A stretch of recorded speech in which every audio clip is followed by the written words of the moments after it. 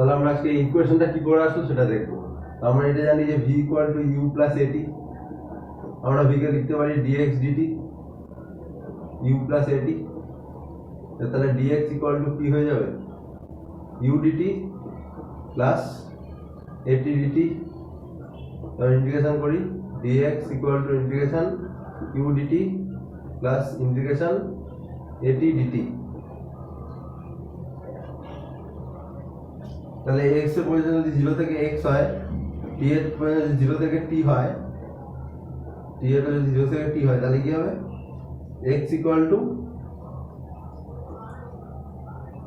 ut plus a বাইরে আসবে half আসবে একটা t স্কয়ার 0 টু t।